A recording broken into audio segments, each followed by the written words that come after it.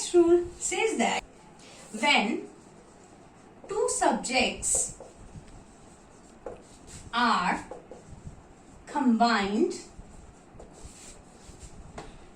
and are preceded by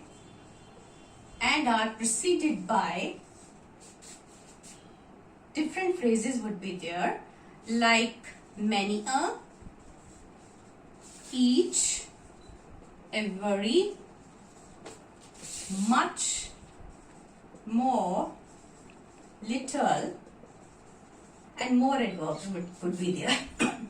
Then the verb used should be singular or must be singular. How it works? Let's explore. Verb and subject. Usage of as well as. So let's explore this rule by giving some examples. The examples may be each boy and girl is present. Each boy and girl. Where are the subjects? Boy and girl. Two subjects are there, subject 1, subject 2, and they are connected by an, but the verb used is only singular verb. Is the singular verb. Why we use singular verb? Because these two subjects are preceded by each. Preceded means इनसे पहले क्या लगा है? Each लगा है. दूसरा example, second example, every shirt and coat is for sale. Here, two subjects, shirt and coat, but they are preceded by every, so we used is. That's a singular verb. Though there are two subjects, but we have used singular verb because these two subjects are being preceded by every. One more example I can give you. Many a soldier has laid his life for the nation. So soldier is the subject, but you would be surprised to note that many, this is the plural form, but it is preceded, this subject is preceded by many a, so I have to take this singular verb, that is has. Many a soldier has laid his life for the nation, because this subject is preceded by many a. So this rule says that when two subjects are there, or single subject or three subjects are there, but they are preceded by such phrases, each, every, many, a, little, such adverbs are used, much, more. The verbs taken or used should be singular, always singular. So we move to next rule. Next rule says, if a subject is connected to a noun or pronoun with, using, with, together with, besides, as well as, in addition to, or including. If subject is connected to another noun using any of these phrases or adverbs like together with, besides, as well as, in addition to, then the verb used should be singular one. Should be singular. How it works? Let's have some example. The laptop along with charger is on the table. Here the subject laptop is used, subject laptop is used along with charger. This is again another subject, but I have used this adverb along with, or phrase, adverbial phrase. So one subject is used with another noun.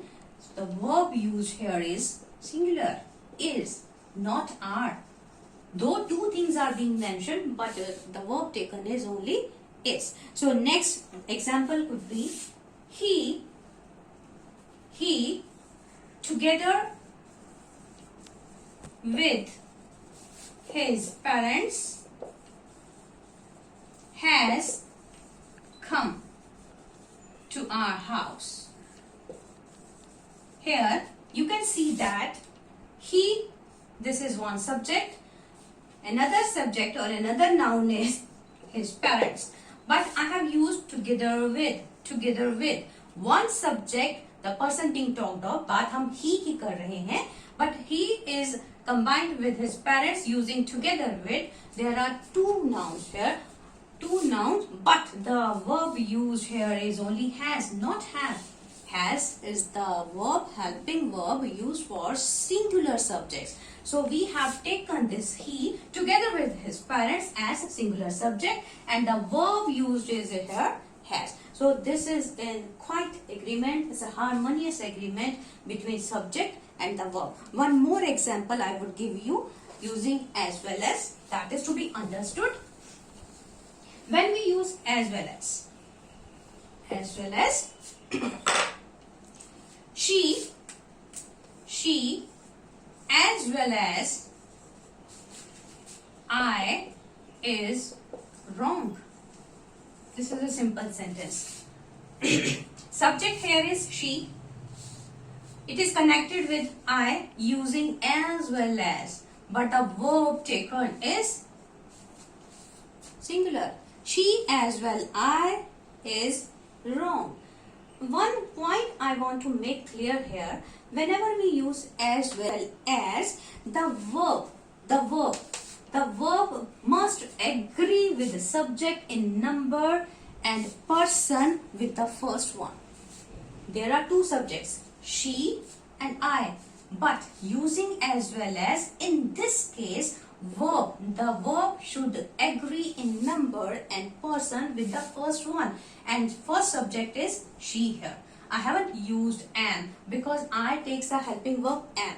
I have to use is. Why? Because I have to take into consideration the first subject, that is she. Again, I can give you more examples. She as well as you, I'm leaving blank, are not wrong. So here one subject is she, another subject is you.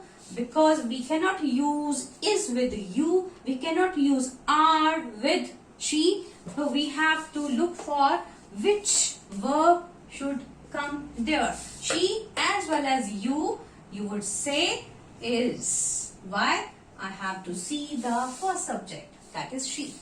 If it had been like this, you as well as I dash not wrong. Now tell me, what would you use? You is the subject, first subject. I have to consider the first subject. So it should be are, not am. If it had been I as well as you dash, correct. So again consider, just ignore the second subject where it is connected to. We have to consider only the first one. I, directly it should be am. I as well as you, am correct. This is the right usage. This shows that the subject is in agreement with the verb and they are creating a right structure. They are being used harmoniously. I would like to mention is that if the subject to be considered is singular or plural, it may be singular or plural, but connected using or, either or, neither nor.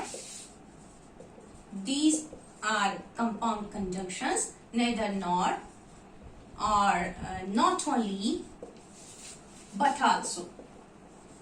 We use these conjunctions to connect different subjects.